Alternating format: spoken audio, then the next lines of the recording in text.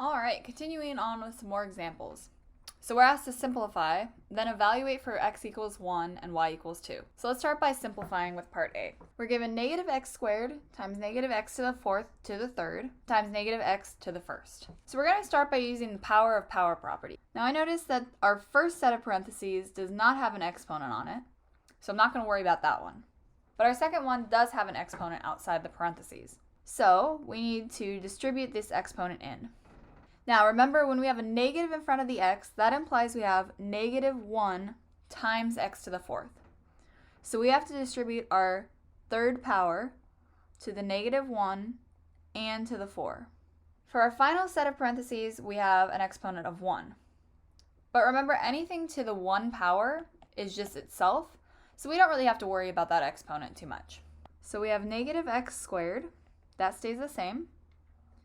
Then we have negative 1 to the third times x to the fourth to the third times negative x. Simplifying further, negative 1 to the third is just negative 1 times negative 1 times negative 1. Well, negative 1 times negative 1 would be positive 1. And we still have the times negative 1. So this will give us negative 1 in total. So we still have our negative x squared, but negative 1 to the third, as we just did, we found out it was negative 1, times, we have x to the fourth to the third. The power of power law tells us that we have to multiply 4 times 3, since the 3 is on the outside of the parentheses. So we have x to the 4 times 3, which is 12, times negative x. So now, since we don't have any powers on the outside of our parentheses, I'm going to drop all the parentheses. We have negative x squared times negative 1 times x to the 12th times negative x. Now we can use the power of product property to combine all our like terms. So we have an x squared, an x to the 12th, and an x. And remember, when something doesn't have an exponent, that implies there's a 1 in the exponent. So since all of those terms have the same basis, we can write them as one base and add their exponents. So we'll get x2 plus 12 plus 1, while 2 plus 12 is 14, plus 1 would be 15. So we have x to the 15th, but then remember, we have a negative 1 implied here and a negative 1 implied here. So we have a negative 1 times negative 1 times negative 1, which would just be negative 1 again. So I'm just going to tack a negative onto this, and there's our simplified version. We also have to evaluate this for x equals 1. So if we plug in 1 for x into our expression, we have negative 1 to the 15th.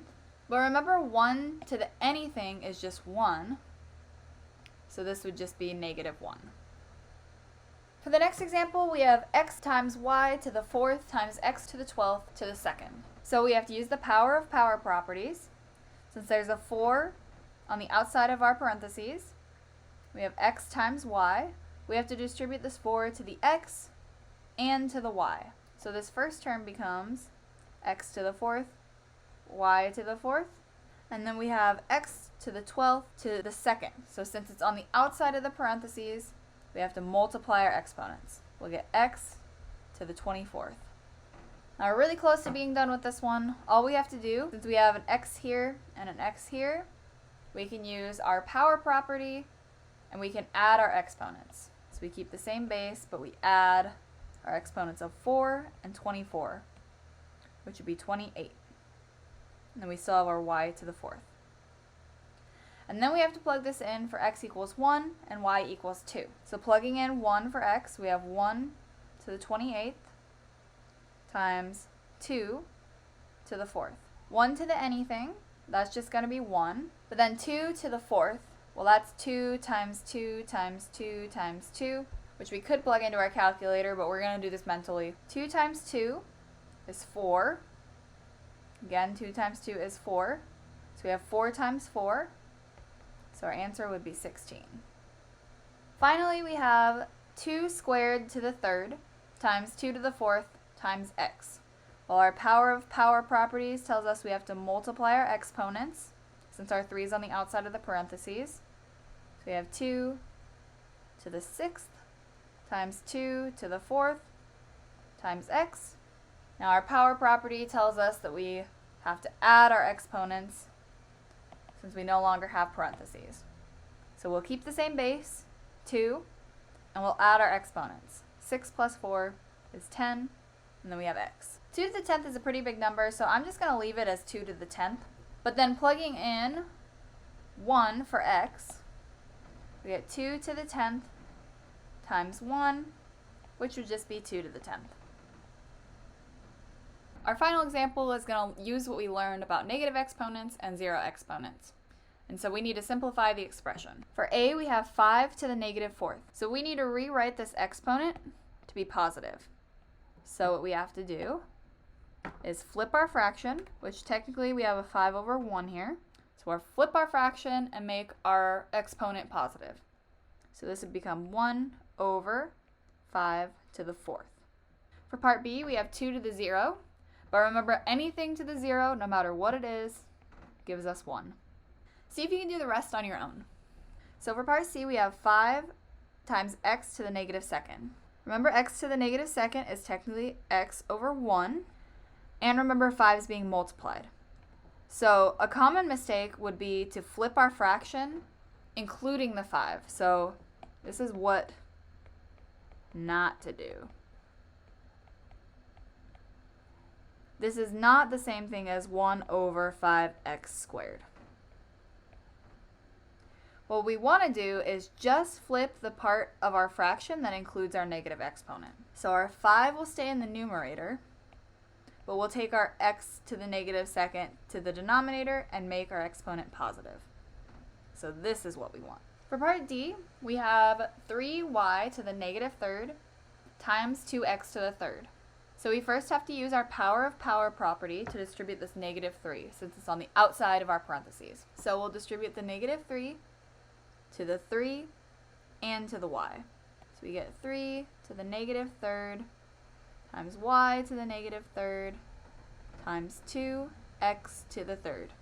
So every term with a positive exponent will leave it in the numerator, and every term with a negative exponent will move to the denominator. 3 has a negative exponent and y has a negative exponent, but 2 and x to the 3rd have positive exponents since 2 is technically 2 to the 1st. We would rewrite this as 2x to the 3rd would stay in our numerator since they both have positive exponents, and then we'd write 3 to the 3rd and y to the 3rd in our denominator.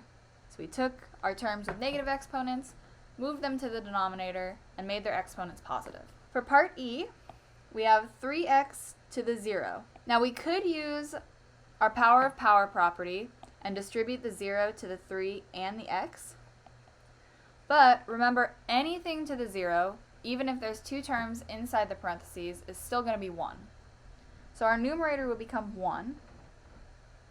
But our denominator will still have to use the power property and distribute this negative 2 to the 2 and to the x. So we have 2 to the negative 2 times x to the negative 2.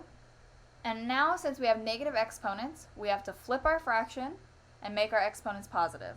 So 2 has a negative exponent and x has a negative exponent. So we want to put both of those in the numerator and make their exponents positive. So this would become 2 squared times x squared, which we could write as 4 times x squared. Alright guys, that's it for chapter 8, and that's actually it for everything we're going to be doing in algebra this summer school. We're going to move on to some geometry concepts next.